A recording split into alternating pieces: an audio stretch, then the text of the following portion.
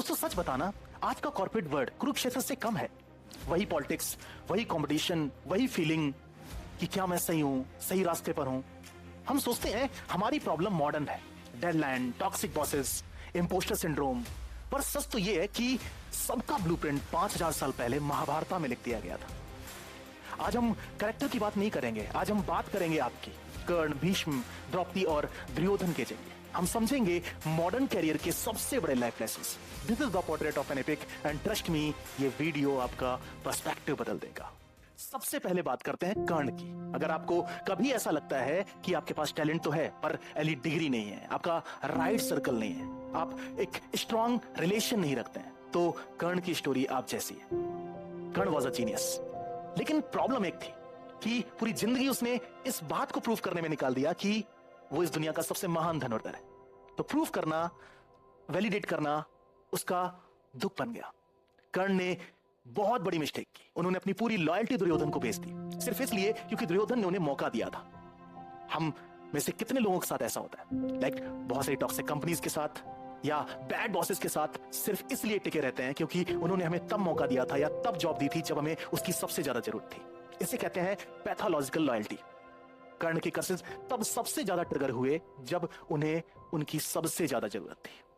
बिल्कुल वैसे ही हमारी आइडेंटिटी क्राइसिस तब सबसे ज्यादा देखने को मिलते हैं जब हम कैरियर के पीक पे होते हैं, और वो हमारी समस्या का सबसे बड़ा कारण बन जाता है। क्या हम अपना कैरियर अपने टैलेंट पे बिल्ड कर रहे हैं या किसी के एहसान पे? अब आते हैं भीष्म पितामह पर, the man with the golden handcuff.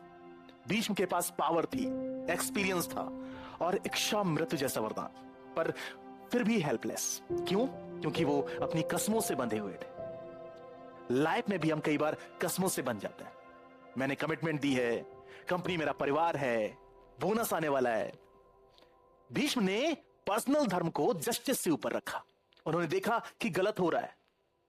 उन्होंने द्रौपदी के साथ गलत होते हुए देखा, पर वो पॉलिसी और रूल्स का बहाना बनाकर बैठे रहे। अगर आपकी कंपनी की वैल्यू आपके एथिक्स से मैच नहीं करते हैं तो वहां रुकना नोबेल्टी नहीं है, बेवकूफी है। भीष्म की बेड ऑफ एरोज उनका रिवॉर्ड नहीं था, उनका पनिशमेंट था। क्यों? क्योंकि उन्होंने बोला नहीं, उन्होंने आवाज नहीं उठाई, अन्याय को लेकर आवाज नहीं उठाई, धर्म को प्राइमरली रखा, पर्सनल धर्म को प्राइमरली रखा। अब बात करते हैं पृथ्वी की सबसे दीपित चरित्र को लेके, द फायरबॉर्न, द कैटलिस्ट, द्रौपदी। ये शब्द मैंने अपने अपने राम से उठाए, कवि कुमार विश्वास के शब्दों को उठाया है। अगर बोर्ड रूम में कभी आपकी इंसल्ट हुई है या आपका क्रेडिट किसी और को दे दिया गया है तो द्रौपदी की याद को याद करना। द्रौपदी विक्टिम नहीं थी, लीडर थी। जब डाइस गेम में बड़े बड़े महान लोग चुप थे, तब इस औरत ने वो लीगल सवाल पूछा जिसने सिस्टम हिला दिया। Draupadi teaches us agency. Exile के 13 साल में वो रोने नहीं बैठी, पर एक वार्निंग भी है यार, बदला एक डेंजरस फ्यूल है। द्रौपदी ने बदला तो लिया, पर प्राइस क्या पे किया? अपने सारे बेटे खो दिए। अपने राइट्स के लिए लड़िए, स्टैंड लीजिए, पर याद रखिए कैरियर चिढ़ पे बिल्ड नहीं होता है। तो कुछ बातें हमें यहां पे ध्यान भी रखनी है। द्रौपदी बनना है, लेकिन एज अ लीडर, बदले की भावना से नहीं। एंड फाइनली हमारे अंदर के दुर्योधन की बात करते हैं। हम सब में थोड़ा थोड़ा है। दुर्योधन विलन नहीं था, वो सिर्फ एक इनसिक्योर इंसान था। उसके पास सब कुछ था, किंगडम, वेल्थ, पावर, पर उसकी नजर हमेशा पांडव पे थी, उनकी सफलता पर थी कि उनके पास क्या है, उन्होंने क्या बना लिया। दुर्योधन की पूरी स्ट्रेटजी मुझे आगे बढ़ना है पे नहीं थी, बल्कि उन्हें गिराना है इस पे थी। आजकल लिंक्डइन पे बहुत सारे लोग दूसरों की सक्सेस देख के एक टॉक्सिक एनवी फील करते हैं। दुर्योधन ने शॉर्टकट लिए, शकुनी जैसे इंसान का साथ लिया।